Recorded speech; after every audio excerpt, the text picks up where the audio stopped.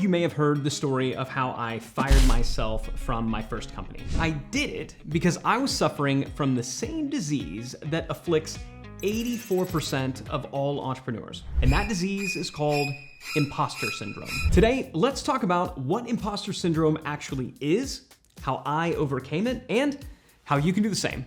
You know that nagging feeling inside your head?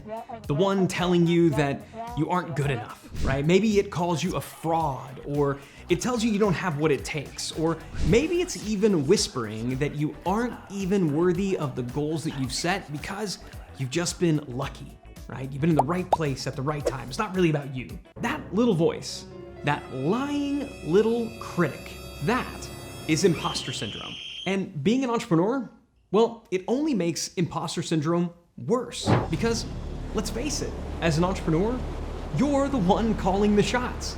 If you drop the ball, it's all on you. And each day brings new challenges, so you're never really truly ready, are you? And if you fail, it's not just you who suffers, it's your team that suffers too. It's a lot of pressure. Now, as CEO of my first company, I blamed myself for everything that went wrong. And ultimately, I lost the confidence required to make the difficult decisions. And I decided that it was best if I just hit the eject button in the hopes that someone else would swoop in and plug the holes in the sinking ship. But the changes that my successor made didn't float the boat. They actually only made things worse. So without another option, I decided to face the pessimistic voice in my head. And with my fingers crossed and fear in my eyes, I hesitantly stepped back into the CEO position. Here's how I overcame entrepreneurial imposter syndrome. Step 1, acknowledge the voice in your head. When I returned to my role as CEO, before I could even start solving problems, I needed to first acknowledge that I was even having these negative thoughts. Once I was aware of these thoughts, I was able to stand outside of them and start understanding them as an outsider would. But it's important to acknowledge here that awareness, right? Awareness, being aware of your own thoughts, it has two parts to it. First, there's simply acknowledging that the problem even exists. And second, taking a closer look at the problem itself to understand exactly what it is. Think about it like this. If you're gonna get the weeds out of your garden, right? The first thing that you have to acknowledge is that there are weeds in the garden in the first place. Understand how deep its roots actually go. And it's only after this step is completed that you can create an action plan for eradicating the weeds. Well, the same applies to imposter syndrome. You have to recognize that your mind has gone to a bad place and understand the specific lies that you are telling yourself before you can correct its course. All right, so here are a few questions that you can ask yourself to recognize if imposter syndrome is happening to you. Question number 1, did my internal dialogue today support me? Or did I spend my time thinking I wasn't capable of the task at hand? Number 2, on a scale of 1 to 10, how confident do I feel to succeed at this particular task, project, or initiative? Number 3, do I feel like I did a great job at the end of each workday? Or do I feel like someone else could have done the job better? Once you've asked these questions and acknowledged your own thoughts, you're ready to move on to step 2. Step 2, rewrite the movie that you're playing in your own mind. This really comes down to the whole distinction between reality and imagination. So all day, our inventive minds build a script around our reality.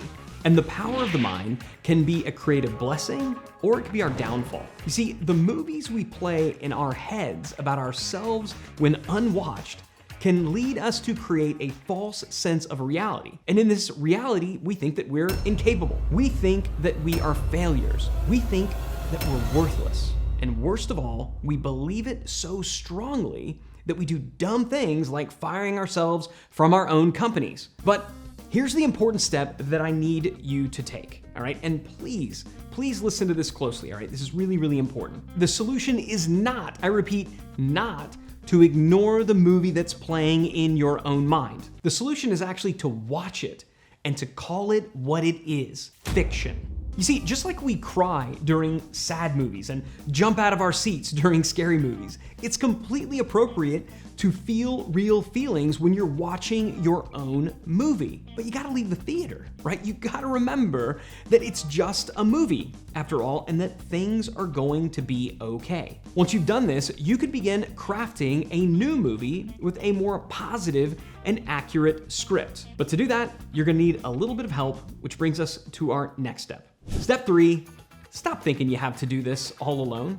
Humans are built for socialization, and that's half the reason that we feel imposter syndrome in the first place, right? We worry so much that our peers will discover our inadequacies and banish us to entrepreneurial exile. That fear of being found out causes us to play it safe, to delay decisions that we know we need to make, and most of all, to never talk about how we're really feeling. This cycle is a vicious one, and the only way to break it is to talk about it with other entrepreneurs. If you do this, you'll discover that you're not alone.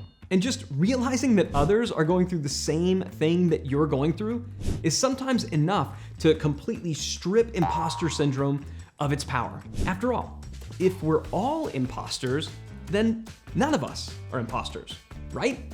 How do you find the right positive and constructive community of people facing the same challenges as you? Here's what to look for in the right community. The right community has entrepreneurs who aren't afraid to admit that they don't know it all. And you'll see this because they will celebrate their failures in addition to their successes. Also, the right community is committed to growth. They do weird things like read books, attend trainings, and mastermind with one another because they aren't afraid to admit that they don't know it all.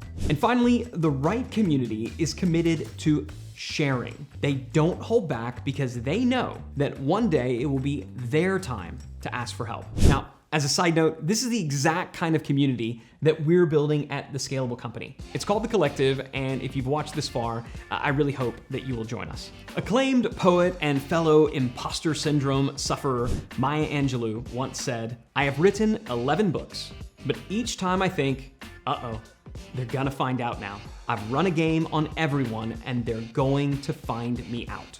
Well, I gotta tell you, if you're like Maya and you wanna push through your self-doubt and scale up, make sure to check out my other video on how to build a business that runs itself. I'll see you there.